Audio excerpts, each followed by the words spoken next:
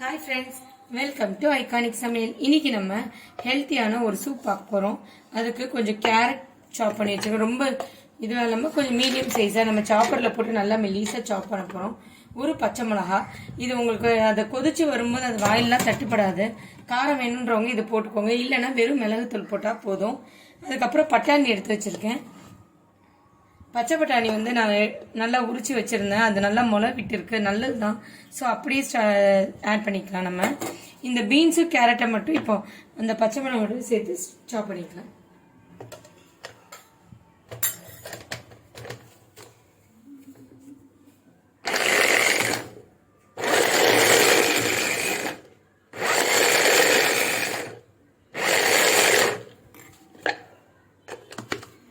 ஏன்னா கொஞ்சம் காய் பெருசாக இருந்துச்சுன்னா பசங்க அதையும் எடுத்து ஸ்கிப் பண்ணிடுவாங்க. அதனால கொஞ்சம் நல்லா சாப் பண்ணி வச்சுக்கோங்க.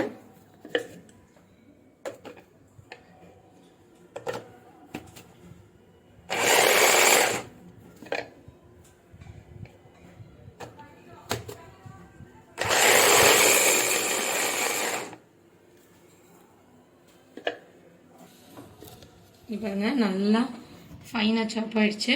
ஸோ இதில் டேஸ்ட்டும் கிடைக்கும் நமக்கு. அந்த பீன்ஸு கேரட்லாம் வாயில் படாது, அப்போ பசங்க எடுத்து வைக்க மாட்டாங்க. பட்டாணி வந்து ரொம்ப இஷ்டமாக சாப்பிட்றதுனால அதை சாப்பிட்ருவாங்க. ஸோ காய்கறிங்களை இந்த மாதிரி சாப் பண்ணி போட்டுக்கோங்க. இதில் நீங்கள் கோஸ் போடலாம். நம்ம வீட்டில் என்ன காய் இருக்கோ அதுக்கேற்ற மாதிரி நம்ம பார்த்து போட்டுக்கலாம்.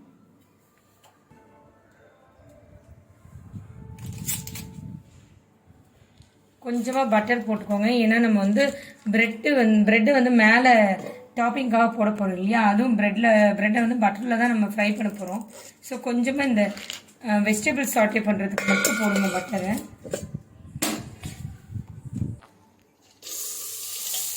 இந்த சாப் பண்ண வெஜிடபிள்ஸ் போட்டுலாம். அது போட்டு கொஞ்சம் அது இதுவாகிட்டு இருக்கும்போதே நமக்கு ஒரு வெங்காயத்தை சாப் பண்ணிட்டு வந்துடலாம். அதே சாப்பரில் போட்டு ஒரு வெங்காயத்தை சாப் பண்ணிக்கோங்க. நல்லா குட்டி குட்டியாகவே சாப் பண்ணிக்கோங்க. இந்த பாருங்கள்.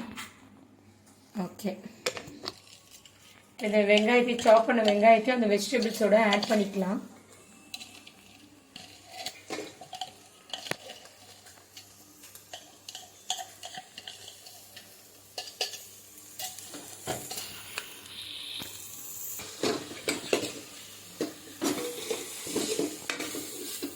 அப்படியே அந்த பட்டர்லேயே கொஞ்சம் சாட்டே பண்ணுங்க, வெந்துடும் அதுலேயே. அதுக்கப்புறமா நம்ம வாட்டர் ஆட் பண்ணிக்கலாம்.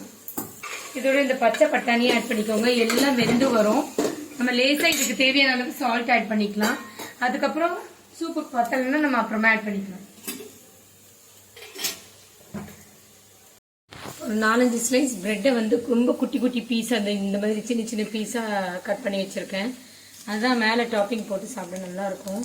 ஸோ அதுக்கு கொஞ்சமாக பட்டர் போட்டுட்டு நல்லா கிறிஸ்பாக சிம்மரில் வச்சு லேசாக பரட்டி விட்டு அந்த பட்டரை வந்து மெல்ட் ஆகி அது ஃபுல்லாக கிறிஸ்பாகிற மாதிரி பார்த்துக்கோங்க. அந்த ப்ரெட்டு பீசஸ் வந்து மேலே கிறிஸ்பாக இருந்தால் தான் அந்த சூப் இன்னும் டேஸ்ட்டாக இருக்கும். பசங்கள்லாம் விரும்பி சாப்பிடுவாங்க.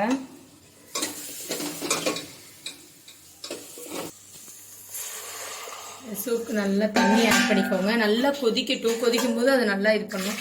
நம்ம தண்ணி நம்ம எவ்வளோ திக்னஸோ அதுக்கேற்ற மாதிரி அப்புறமா அட்ஜஸ்ட் கூட பண்ணிக்கலாம். பட் நல்லா வேகிறதுக்காக தண்ணி ஊற்றி நல்லா கொதிக்க விடுங்க.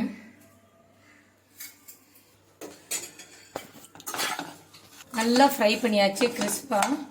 இது வந்து நம்ம இதோட டாப்பிங் வச்சுக்கலாம். இது நல்லா கொதிக்குது பாருங்கள். ஒரு 2 டேபிள் ஸ்பூன் அளவுக்கு கார்ன்ஃப்ளவர் எடுத்துக்கலாம். கார்ன்ஃப்ளவர் எடுத்து கொஞ்சமாக தண்ணி ஊற்றி நல்ல லம்ஸ் இல்லாமல் கரைச்சிக்கோங்க.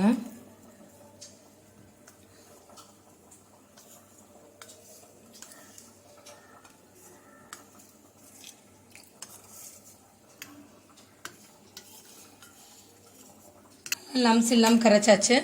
கார்ன்ஃப்ளவர் ஊற்றும் போது கொஞ்சம் சிம் பண்ணிக்கிட்டு, ஏன்னா அது வந்து அப்படி உடனே கட்டியான மாதிரி ஆகிடும். ஸோ அது ஒரு கொதிக்கும் போது சிம் பண்ணிக்கிட்டு இந்த கரண்டியில் அப்படியே கலக்கி விட்டுக்கிட்டே ஆட் பண்ணுங்க. அவ்வளோதான், நம்மளோட சூப் ரெடி ஆயிடுச்சு. சுவிட்ச் ஆஃப் பண்ணிவிடுங்க. அந்த கார்ன்ஃப்ளவர் ஊற்றிருக்கோம் இல்லையா, அதில் அந்த சூடு இருந்தாவே போதும். இதுக்கப்புறம் இதில் என்னென்ன ஆட் பண்ணுறதுன்னு பார்க்கலாம். உப்பு கொஞ்சம் கம்மியாக இருக்குது. ஸோ நான் இன்னும் கொஞ்சோண்டு சால்ட் ஆட் பண்ணுறேன். பண்ணிவிட்டு நான் வந்து மிளகா ஒரு பச்சை மிளகா வந்து இது பண்ணி போட்டிருக்கேன். அது வாயிலெல்லாம் தட்டுப்படாது, அது காரம் மட்டும் இறங்கியிருக்கும். ஸோ காரம் வேணுன்றதுனால. அப்படி உங்களுக்கு ஒரு வேளை பச்சை மிளகா வேணும்னா வெறும் மிளகுத்தூள் மட்டும் ஆட் பண்ணுங்க. அது மாதிரி பிளாக் பெப்பரை விட ஒயிட் பெப்பர் ஆட் பண்ணும்போது அந்த கலர் சேஞ்ச் ஆகாமல் இருக்கும். ஸோ நான் ஒயிட் பெப்பர் பவுடர் கொஞ்சம் ஆட் பண்ணியிருக்கேன். ஒரு அரை டீஸ்பூன் அளவுக்கு இல்லை 3/4 டீஸ்பூன் அளவுக்கு போதும்.